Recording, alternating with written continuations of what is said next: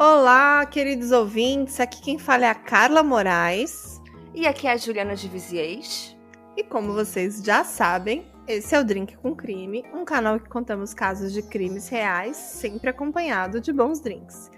E hoje a gente vai fazer um especial que faz tempo que a gente não faz, né, Ju? Sim, collab com ouvinte, faz bastante tempo que a gente não faz. Isso mesmo, hoje é um drink comigo e hoje vai ser um drink com mais uma pessoa, vai ser nós três, eu, a Juliana e a Camila. Oi Camila, seja bem-vinda ao Drink com Crime, tudo bom? Oi, tudo bom? E vocês, meninas? Tudo bom. A Camila é nossa ouvinte, ela interage com a gente lá nas redes sociais. A gente falou, vamos convidar ela para participar, porque é um caso bem bacana. E você fala de onde, Camila? Eu sou de São Paulo, capital. Legal. E você gosta de true crime? Conta pra gente, fala um pouco de você. Tudo começou com serial killer, né? Uhum. Aí eu comecei a ler livro de psicologia forense, fui me aprofundando mais no assunto, e agora é crime no geral. Agora é true crime. E o que você faz, Camila? Eu pretendo ano que vem entrar para jornalismo e depois eu vou fazer criminologia para fazer jornalismo investigativo. Olha que legal, a gente pode ter uma futura roteirista aí, hein? Quem sabe? Ó, muito bom. Legal.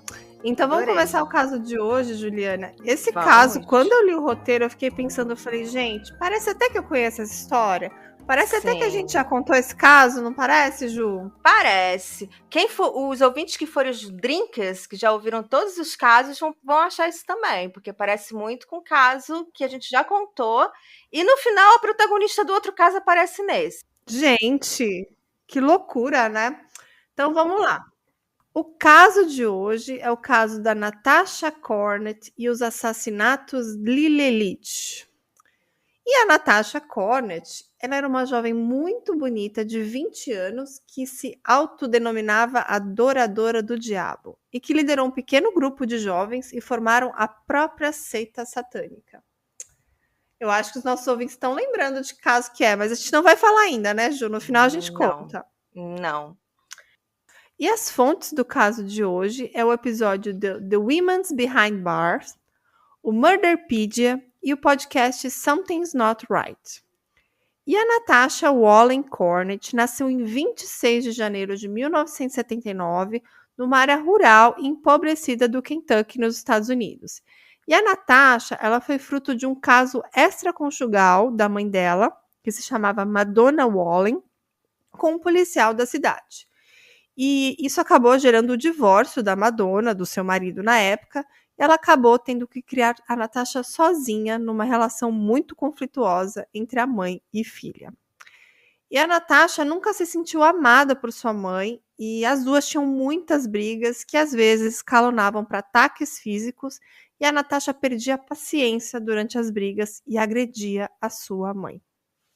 E a Madonna, né, a mãe da Natasha, ela também teve uma vida muito complicada. Ela sofreu abuso sexual quando ela tinha entre 4 a 5 anos e o molestador era o pastor da igreja. E o primeiro marido dela, né, o marido anterior, que ela teve o segundo, ela se divorciou, mas o primeiro marido ameaçou matá-la com um tiro de escopeta. E por conta disso, a Madonna ficou traumatizada e ela tentou suicídio mais de uma vez. Ela tentou suicídio tomando remédio, né? Ela tomava os seus próprios remédios e a primeira vez que ela tentou suicídio, a Natasha, filha dela, foi quem encontrou a mãe, né? E a partir disso, a Natasha começou a achar que a mãe não a amava e que a mãe queria abandoná-la. E na adolescência, a Natasha foi diagnosticada com transtorno bipolar e anorexia. E ela chegou a ser internada contra a vontade. E nesse momento, ela passou a odiar mais ainda a mãe dela. Só que o seguro-saúde delas, né, da família, pagava poucos dias de internação e logo a Natasha teve alta e voltou para casa e acabou não conseguindo tratar esses problemas que ela tinha. Dá para ver que nessa família é bem desestruturada e já tem vários problemas aí de saúde mental, né? A própria mãe tentou suicídio algumas vezes, provavelmente ela tinha ali precisava de um tratamento e não teve. E a Natasha começou a desenvolver isso bem cedo, aparentemente, né? Sim, bem cedo. E elas também, assim, não vinham de uma classe social muito alta, então elas tinham dificuldades econômicas. O lugar que elas moravam também era muito rural e muito conservador. Então, para um adolescente que gosta de coisas um pouco diferentes, pode ser difícil, né, lidar com os colegas de escola. E por isso a Natasha ela teve uma infância e uma adolescência muito difícil. Certo. E na escola, ela não conseguia fazer muitos amigos e ficava sempre isolada. Ela era chamada de garota sem pai. Coisa horrível, né? E aos 14 anos, a Natasha foi presa por roubo de um talão de cheque e falsificação, e ela foi condenada a cumprir 1 ano em liberdade condicional. E no ano seguinte, ela foi presa novamente por tentar matar a própria mãe com uma faca.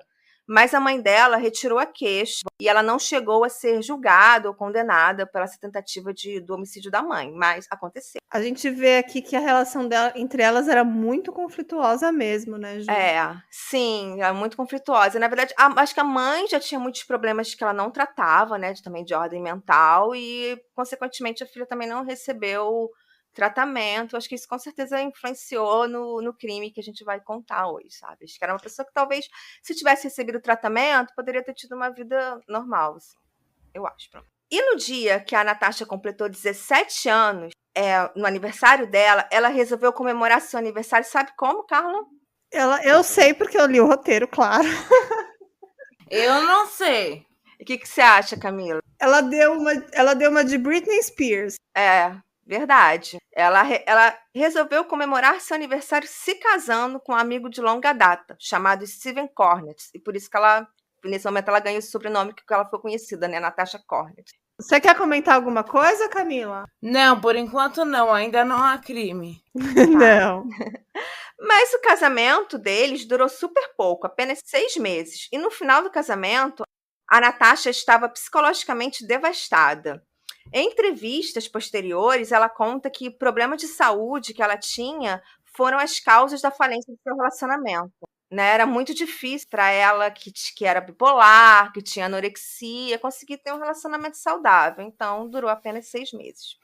E o Stephen, né, o marido dela, também ficou devastado com o fim do casamento, tanto que ele saiu da cidade, e a Natasha chegou a viajar para tentar encontrar o Stephen, e acabou parando na cidade de Nova Orleans. E ficou vivendo lá por cerca de 1 mês, e ela passou esse mês dormindo em casas abandonadas. Doideira. Passar 1 mês numa cidade que você não conhece ninguém, dormindo em casas abandonadas. E assim, o casamento dela não deu certo, porque provavelmente não tinha amor entre eles. Acho que ela meio que usou esse casamento como uma forma de sair de casa, escapar daquela realidade dela. Provável. E faz bastante sentido isso que você falou, porque foi justamente na época que ela se casou que ela começou a revelar mais a personalidade gótica dela, sabe? Ela aderiu à cultura gótica, começou a vestir roupas pretas, ouvir música dark, e também começou a ter interesse pelo ocultismo e feitiçaria. E durante esse período, né, do casamento, a Natasha também passou a abusar de drogas e álcool e a praticar automutilação. Ela costumava pichar AH Satã nos muros da cidade. Às vezes ela botava AH Satã is love, né? A AH Satã é amor. Explica pra mim melhor isso, Ju. O que é esse AH Satã? Eu não entendi muito bem. Então, é o nome da seita que ela meio que depois cria, a AH Satã. Entendeu? Aí ela botava sempre assim, A e H maiúsculo, Satã. E botava love, né? Slove. Então, não necessariamente seria uma seita ruim, mas vamos discutir isso um pouquinho mais à frente.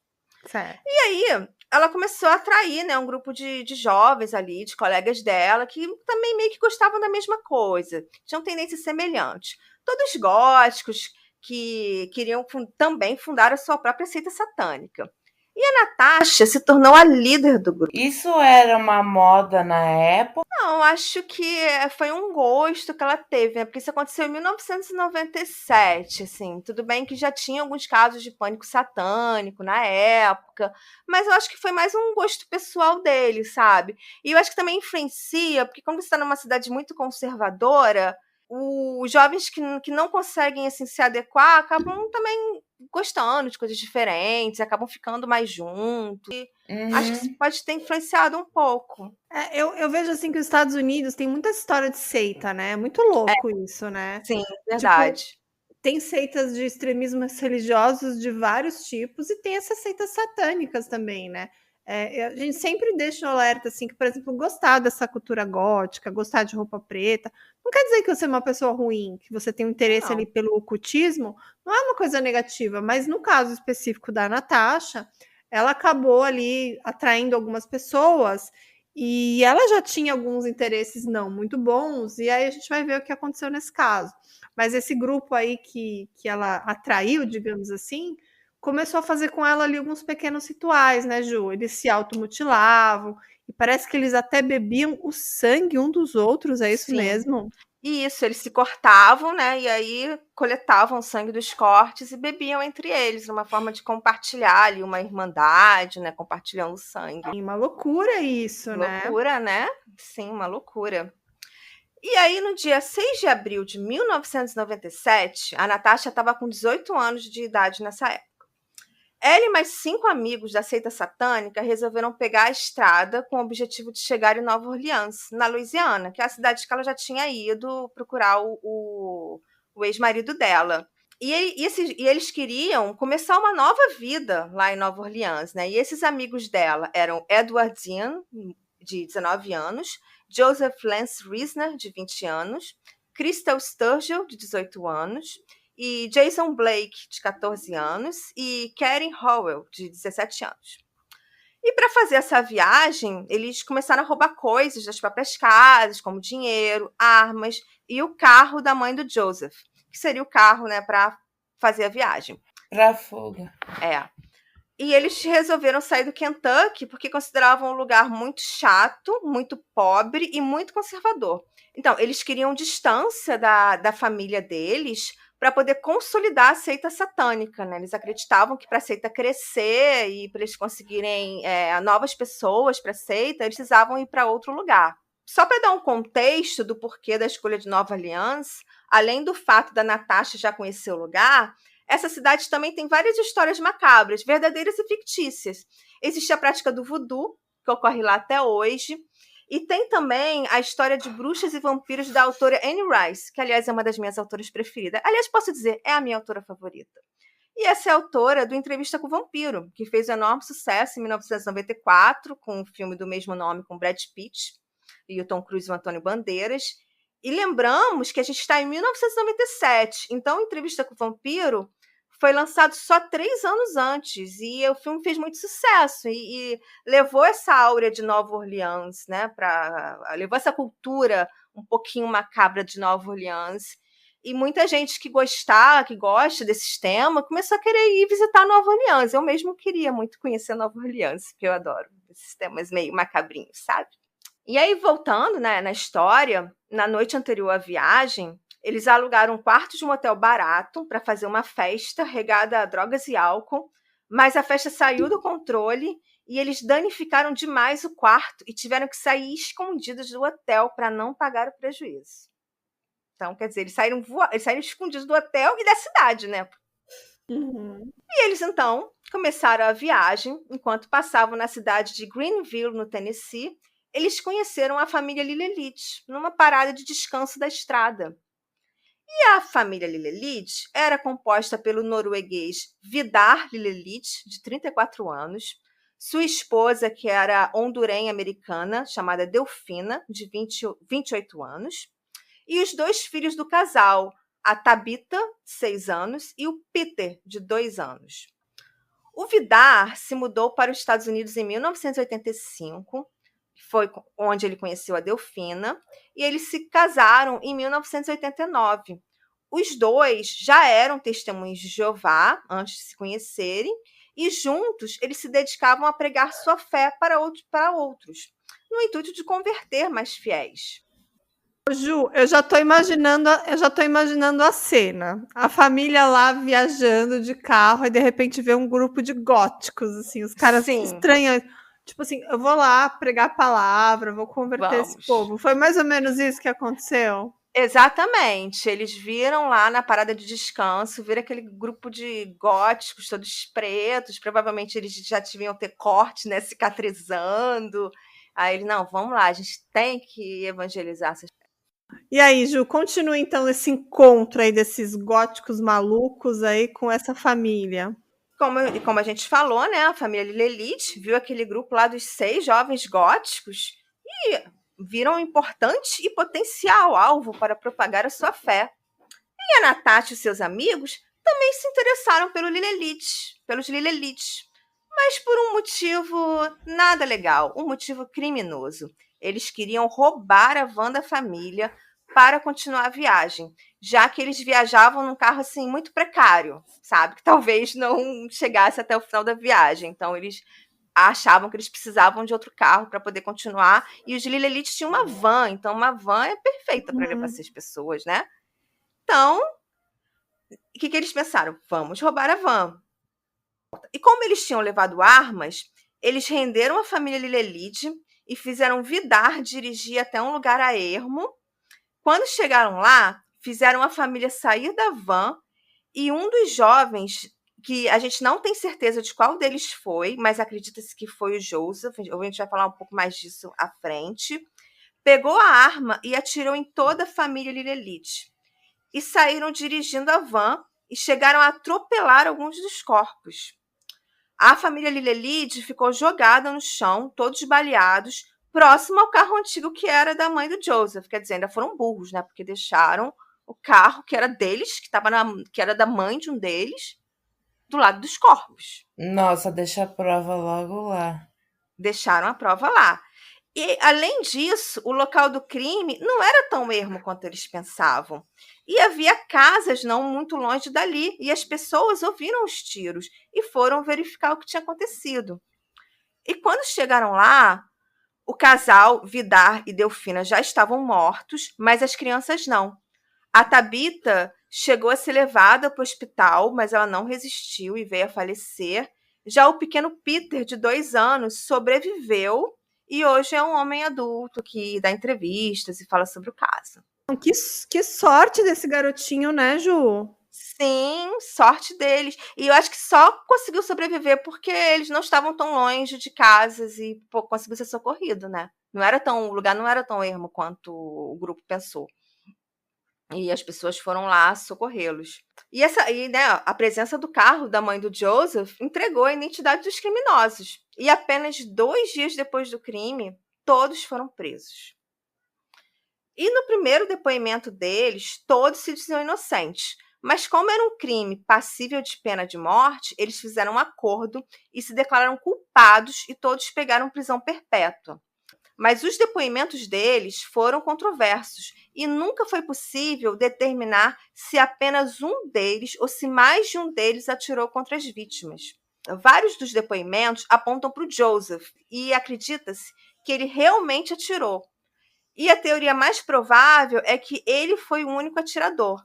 Mas como não havia uma certeza absoluta, porque os depoimentos eram contraditórios, todos foram julgados igualmente. Assim, não foi um crime que teve um julgamento diferente por um mandante ou por um atirador. Todos foram julgados pelo crime de forma igual e todos pegaram prisão perpétua. Ô, Ju, deixa eu entender. A Natasha, ela tinha algum relacionamento com esse Joseph ou não? Eles eram só realmente amigos? Só amigos, ele era um dos garotos da seita. E tem uma coisa interessante sobre o Joseph, que no julgamento deles, todos eles, incluindo a Natasha, estavam emocionados, com exceção do Joseph. O Joseph ele foi o único que não chorou, ele foi o único que não se emocionou. Então, isso também fez a suspeita e cair sobre ele. Entende? Só que, assim, essa é a história oficial. Mas quando aconteceu isso, a história que viralizou na mídia era um pouco diferente. Porque o que viralizou na mídia é que os assassinatos eram parte de um ritual satânico liderado pela Natasha Cornett. A Natasha foi chamada de versão feminina de Charles Manson.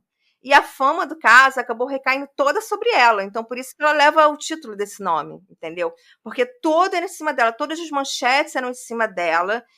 E a Natasha, ela é uma mulher bonita, isso também chamava muita atenção. Imagina uma moça jovem, bonita, ser acusada de liderar uma seita satânica que matou uma família inteira. Ô, Ju, para os nossos ouvintes terem uma noção, eu vou descrever um pouco a Natasha, tá? Vi umas fotos dela aqui. Tem inclusive uma foto dela que é muito famosa, né? Que ela tá assim com um coque para cima, toda maquiada, com tipo uma gargantilha, né? Ela realmente ela era muito bonita. Ela tava super arrumada aqui nessa foto. E depois, acho que no julgamento, ela mudou um pouco essa aparência dela, né? Ela ficou um pouco mais desleixada, começou a usar um óculos. Mas talvez isso tenha sido até uma própria estratégia. Uma própria estratégia na defesa, né? Bem comum nesses casos, né, Ju? Bem comum, com certeza. Uhum. Tipo a Richthofen, né? A Susana Richthofen, quando colocou a blusa do Mickey, fez carinha de criança no Fantástico, é mais ou menos essa onda. Exatamente. E na época, um livro foi lançado sobre a vida da Natasha, e o nome do livro era Satan's Daughter, The True Story of Natasha Cornett, quer dizer, a filha de Satã, o nome do livro, né? Então imagina o sensacionalismo que não tinha sobre isso. E aí, a discussão que tem sobre esse caso, eu queria perguntar a opinião de vocês, é porque muita gente acha que esse caso foi um pouco de pânico satânico, que os assassinatos não necessariamente tiveram nada a ver com o fato de ser uma seita satânica, mas a ver, talvez, com jovens que tenham apenas querido fugir lá da cidade, que estavam entediados, e que... Eu acho que foi só um crime de... Como fala? Tipo, para aproveitar o momento. De oportunidade.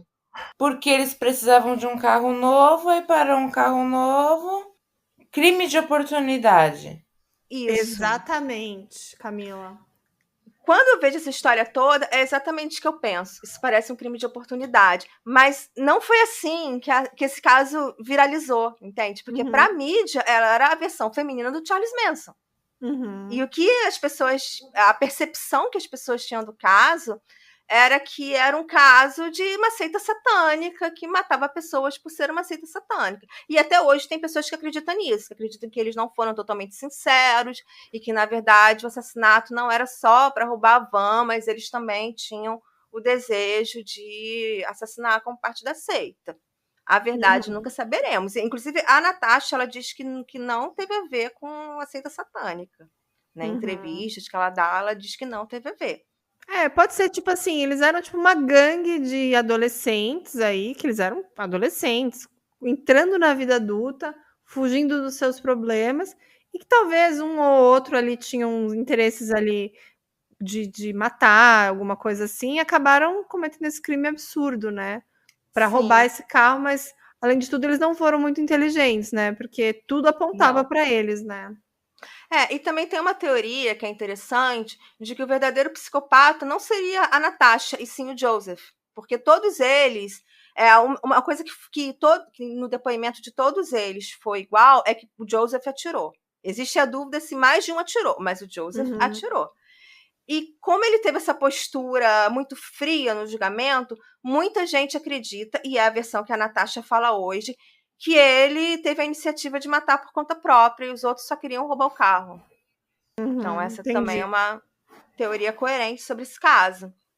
E a curiosidade desse caso é que na prisão, a Natasha Cornett ajudou um crime que já contamos aqui no canal. Em 2001, ela ajudou a Krista Pike, que contamos no episódio 39, Krista Pike, Rosto de Anjo e Coração de Demônio. Ela ajudou a Krista a enforcar com cadarço de sapato uma colega de cela chamada Patricia Jones, que quase morreu. Ela só não morreu porque os guardas conseguiram separar a tempo. E a Krista Pike, ela foi a mulher mais jovem a pegar a pena de morte nos Estados Unidos. E, inclusive, ela deveria ficar isolada do resto da população carcerária, porque ela estava na pena de morte. Só que, assim, ela era a única prisioneira do corredor de morte feminino, então a prisão nem tinha um corredor da morte feminino, e tinha acontecido um acidente, um incidente no presídio, que um alarme de incêndio disparou. E aí eles tiveram que mexer, né, de trocar alguns presos de cela, e a Krista foi colocada na cela com a a Natasha Cornett. E elas ficaram super amigas. E as duas se juntaram para pegar a Patrícia. Só que apenas a Krista foi depois acusada pela tentativa de assassinato. Não a Natasha. Mas a Natasha ajudou a Krista a dominar, né? A conseguir jogar a Patrícia no chão. Ela foi, de certa forma, cúmplice, né, dessa história toda aí, de Sim. pegar a menina e tudo mais. Sim. E aí, quem ainda não ouviu o caso da Krista Pike, vale ouvir, porque é um caso que, inclusive, eu adoro, porque foi meu segundo roteiro aqui. Eu escrevi o roteiro e a Carla gravou, então eu adoro esse caso. E é um caso que eu sempre tive interesse de fazer. E outra curiosidade sobre a Natasha também é que, em 2007, ela se formou em cosmetologia no presídio. Gente, que diferente, né? Mas você vê que ela tá sempre muito maquiada, né? Pelo menos assim, as fotos antigas dela, eu acho que ela sempre gostou muito de maquiagem. Então, talvez tenha sido... já era um interesse que eu acho que ela já tinha, provavelmente. Uhum. Gente, e esse é o caso de hoje. E como estão os cúmplices dela? Também estão todos presos? Estão todos cumprindo prisão perpétua. E esse caso tem assim, apesar desse caso terem 6 envolvidos, esse caso tem a cara da Natasha. Porque era ela que era pintada na mídia como a versão feminina do Charles Manson. Ela era uma mulher bonita, que chamava atenção. Então, o caso ficou com a cara dela. Tanto que o livro que conta a história, né, A Filha de Satã, é sobre ela, não é sobre os outros. Então, é por isso que a gente botou o nome dela como título do episódio. E você tem informação do passado dos outros? O que eles eram, o que eles faziam? Então, era uma cidade muito pequena, uma cidade muito rural, e todos tiveram uma vida ali meio parecida. Tiveram uma vida assim meio conturbada em casa, eram pobres, não se davam muito bem com a família. Alguns já tinham pequenos episódios ali de serem desajustados, tipo, roubou alguma coisa e tal. Mas nada assim mais relevante, sabe? Só jovens meio desajustados que gostavam ali de um gótico, de um gore. E a pena deles foi toda igual. A do Joseph não foi maior? Não, todos foram julgados iguais, porque como eles não conseguiram ter um consenso se mais de um atirou, ou se teve um mandante ou não, porque os depoimentos eram controversos, foram todos julgados iguais. Todos tiveram pena igual. Uhum. Mas, como eu falei, a Natasha diz que a autoria foi do Joseph e que, em momento algum, ela e os outros tiveram participação nisso. Mas, enfim. Eles vão ter direito à apelação, Ju? Não. Prisão perpétua sem direito à liberdade condicional. Caramba. E aí, Camila, o que você achou do caso de hoje? Sinceramente, eu achei pouco violento. Queria mais gore. Ela queria coisa mais sangrenta. Ela é do seu time, Ju. Esse caso seu hoje tá meio blasé. Tá, poxa. É que era pra ser um mini caso do Halloween. Ah, mas foi bacana, hein? Eu não conhecia. A Natasha realmente é bonitona, tem uma boa pinta ali. E tem todo o histórico, né, da família dela ter tido uma infância ali que ela não se sentia muito amada e tudo mais. Eu acho que talvez assim eles não tinham maturidade suficiente para talvez entender a natureza daquela loucura de roubar um carro, fugir, matar uma família. Imagina que loucura, né? Sim. E nem tinha maturidade para esconder as provas, né? Porque deixar o próprio carro do lado dos corpos, igual aquele outro caso que a gente fez do Charles Starkweather e da Carol Fugate, também fizeram isso, né? Sim. Só que, tipo assim, nos anos 50, eu acho que as pessoas não consumiam tanto true crime, então... Não. Talvez não tivessem essa maturidade agora, gente. 90 e pouco. Já tinha televisão, já tinha rádio, já tinha filme pra caramba. Era pra ser um pouquinho inteligente, né? Mas se eles fossem crimezeiros como a gente, eles não cometeriam esses erros banais, né? Não cometeriam, não cometeriam. E aí, Camila, fala um pouco, o que você achou, comenta, fala o que você quiser. Eu achei que, na verdade, eles estavam meio perdidos mesmo, tentando achar o caminho deles. Uhum. E aí, no caminho deles, tinha crime de oportunidade. Pelo que eu percebi, não teve nenhum crime que foi apenas por violência. Eles roubavam para comer, para dirigir essas coisas. Então, foi essa a impressão que eu tive do caso. Então tá bom, Camila. Obrigada por você ter participado do nosso drinkzinho. Espero que você tenha gostado do caso que a gente escolheu hoje. E acho que a gente vai ficando por aqui, né, Ju? Sim, acho que é Nosso isso. mini episódio de Halloween. Então esse episódio está no ar na próxima terça-feira. E como sempre, a gente vai dar os recadinhos, né, Ju? Para os nossos ouvintes nos apoiarem.